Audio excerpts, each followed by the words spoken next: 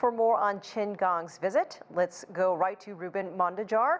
He is the president of the Asian Studies Association of Hong Kong. Thank you so much for joining us. Pleasure. Well, how would you describe the current state of relations between these two countries? We know that the presidents of both countries met twice last year, once in Beijing and more recently in Bali in November.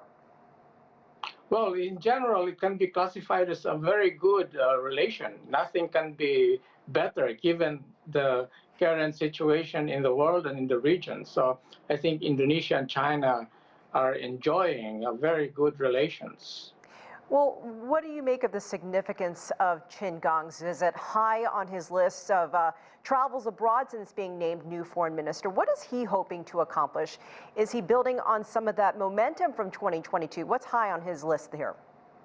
Okay, let's put this into different levels. I think the first one, this is a goodwill visit because he is Foreign Minister Qin Gang is new in the job, so he just finished meeting with the Foreign Minister of Singapore. So he's going around the region to say, I'm here, I'm friendly, so let us talk.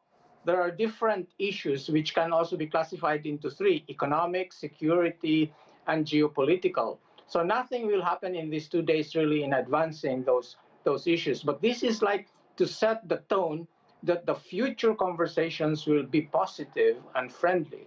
And they are actually very good projects in the offing that can be, pushed forward in the next few months. And this is what I think the Foreign Minister of China is trying to do. So to set a very good platform for discussing all these difficult issues, the code of conduct in the South China Sea, the Natuna Islands problem, all of that, the Belt and Road, so all those economic, security, and geopolitical.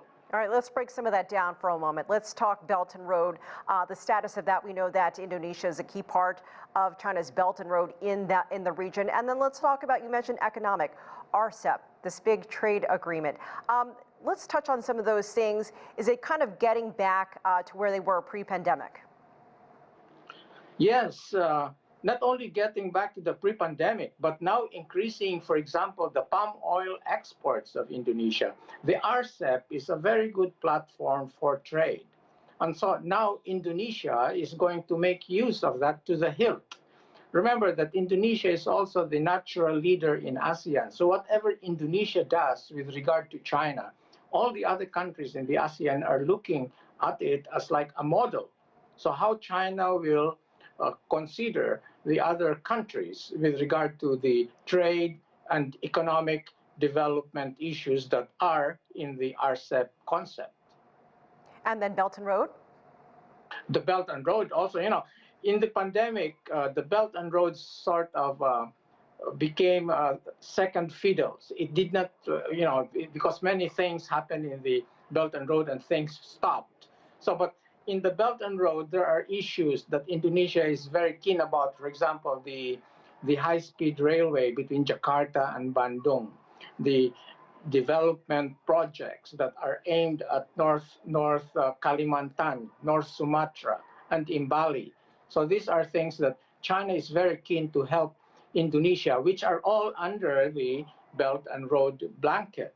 So this will again be resurrected. Now the pandemic and China has already abandoned the zero dynamic policy in terms of COVID. So this again, as I said, is a very good timing for the foreign minister and the counterpart, Retno Marsudi of Indonesia, to talk about. Reuben Mondejar, great talk. Thank you so much for joining us from Hong Kong. We appreciate that insight.